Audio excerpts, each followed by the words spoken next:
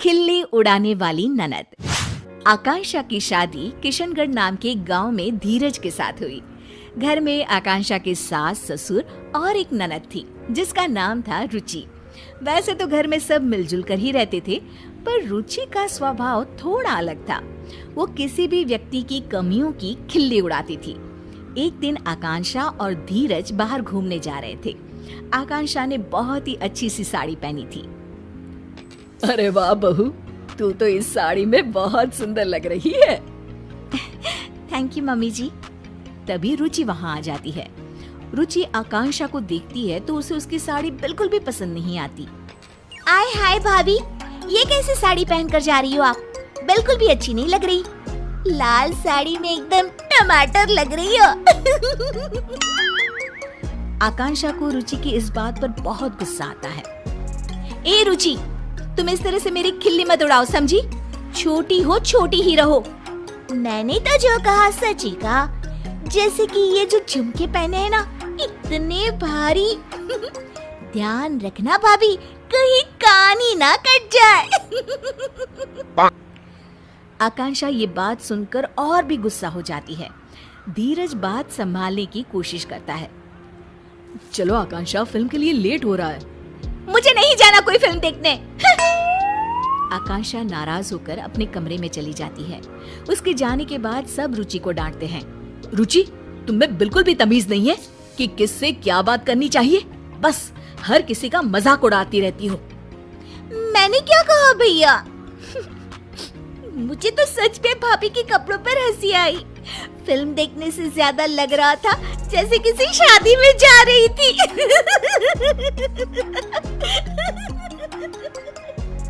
रुचि हंसते हंसते अपने कमरे में चली जाती है।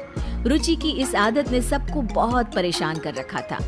उसे हर किसी का मजाक बनाने की अब तो आदत सी हो गई थी। एक दिन आकांक्षा और उसकी सास टीवी पर अपना मनपसंद कार्यक्रम देख रहे थे। तभी वहाँ रुचि आ जाती है। क्या आप दोनों बेकार के सास बहू के सीरियल्स देखती रहती हो? कुछ समझदारी वाले भी सीरियल्स देख लिया करो ना। हमारी मर्जी है, हम कुछ भी देखें, तुम्हें उससे क्या?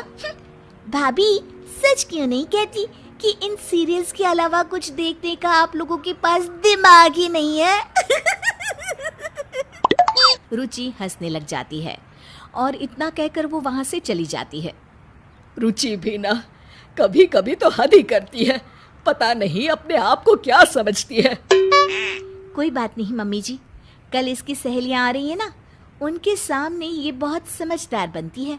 अच्छा सबक सिखाएंगी इसको। तुम सही कह रही हो बहू, सबक तो इसे सिखाना ही होगा।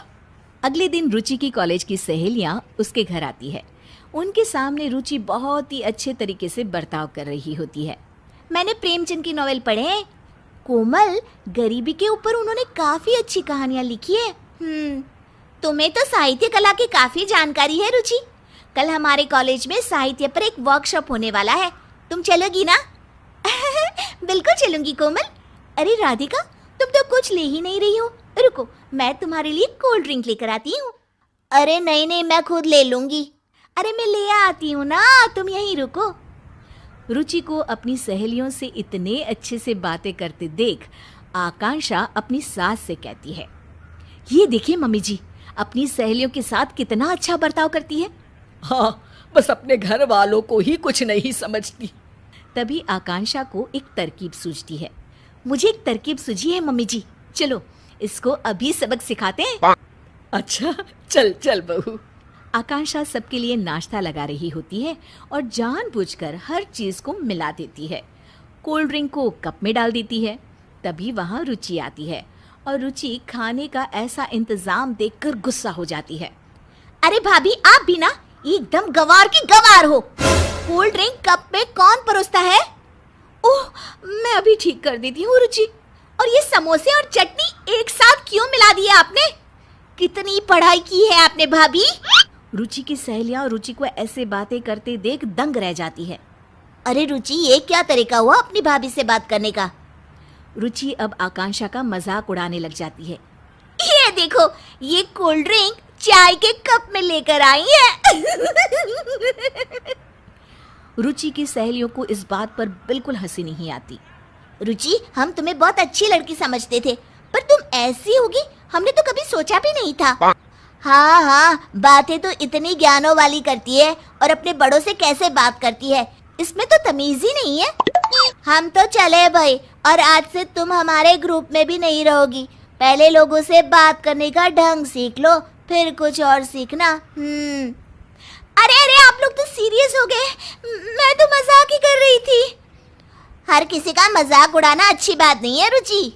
रुचि के दोस्त बिना कुछ खाए पिए वहां से चले जाते हैं और रुचि को अपने बुरे बर्ताव का परिणाम आज भुगतना पड़ता है।